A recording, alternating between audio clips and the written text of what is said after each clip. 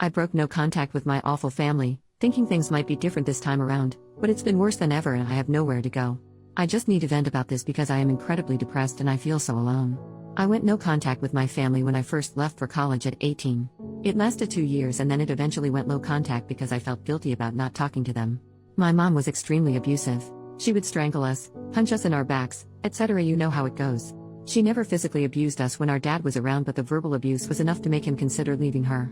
Because of this, I have severe depression and PTSD and I had to go on medical leave from college. My mom begged me to come home for around 2 months before I gave in. I missed having a family and I am so stupid for being weak and giving in. Since I've been back, my mom has been doing weird things. She'll want me to get drunk with her, but I really can't drink alcohol because I'm on Celexa. When I refuse to drink, she'll give me the silent treatment for a few days. I'm always getting the silent treatment and it hurts. Today my mom asked me if I wanted to just live here and not go back to school. That made no sense. Why would I want to not complete my education? Also, I don't like the constant silent treatment, so I don't like being here.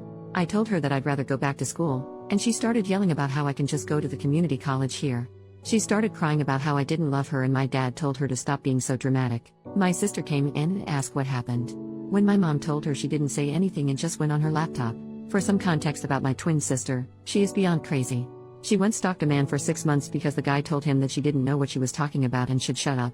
She found this guy's identity from a few Reddit comments and started physically mailing him things with death threats. She signed his Reddit username to everything. If I knew she had done this, I wouldn't have come here. My sister then sent me a PM on Reddit that said, "You dumb bitch. I hate you so much. You're a piece of trash and I'm glad you were SA'd. No one loves you and no one ever will, and how effing dare you make my mom upset. She has been kind to you and all she wanted was for you to stay here. You're never going to be anything and I know you've been feeling suicidal, so why stop feeling that way and just go unalive yourself? No one will care. Your boyfriend broke up with you last year and I think that just goes to show that no one cares about you. I hope you get SA'd again, but I should stop talking before you call the cops on me like you used to do to mom when we were kids. There's so much I'd love to say to you, but I don't want you to go snitching and I don't want to be a bully." As soon as I saw that, I started crying and I told my dad. He said my sister was totally out of line, but he can't discipline her because if that's how she feels, she is entitled to feel that way. My mom came in and saw me crying and started laughing uncontrollably. I asked my sister why she would do something like this when I have only been nice to her. I sent her like $400 a month when I was in school because my parents are so poor. I deleted my account immediately and my sister said that she found my account because she snooped around on my laptop when I was out of the house. All my dad had to say about this is that it wasn't nice. I have no idea how to cope with this. My cousin said that I can move in with them next month when they get back in the country, but that's such a long time away. First update, 10 days later, my hands are shaking, but I am on the way to a domestic violence shelter. I am very afraid. The family who was going to take me in said that my mom asked them not to get involved and they don't want to make her mad. She didn't even have to know I was there. My entire family has known about the abuse and they tell me it's awful but have never done anything. Not a single thing. I look a mess because it all happened fast. An object was thrown at me and nasty things were said. My life was threatened.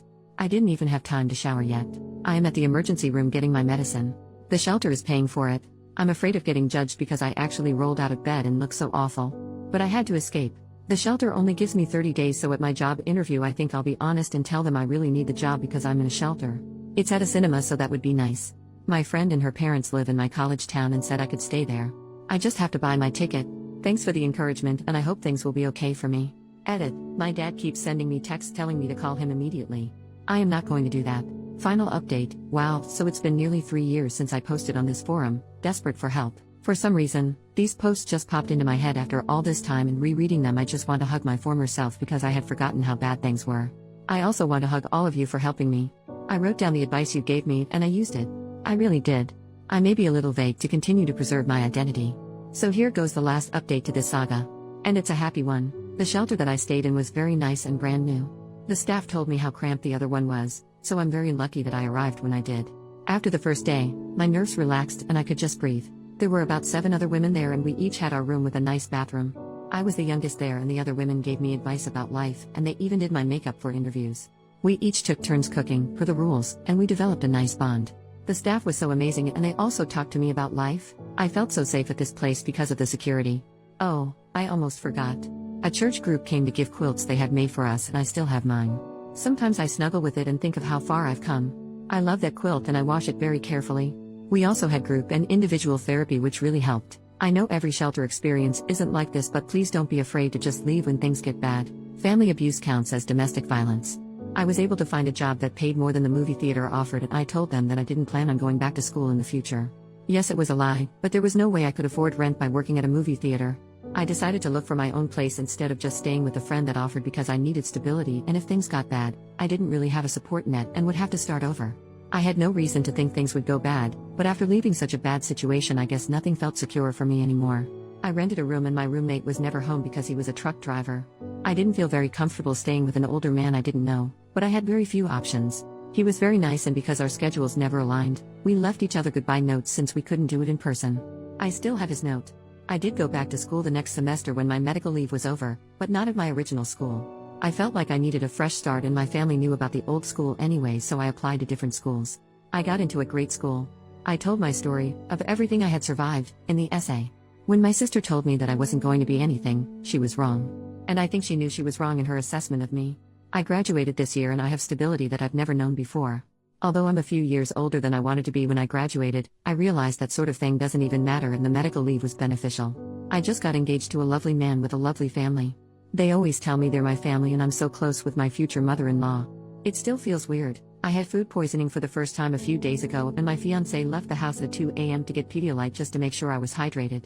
And when I felt like I was never leaving the bathroom, he told me he was going to make lentil soup for me. I didn't have to ask or even say anything. When I was a kid and vomiting blood, my mom told me to go back to sleep. It feels nice to be treated this way, and sometimes I catch myself saying, "You don't have to," when he tries to do something nice to me.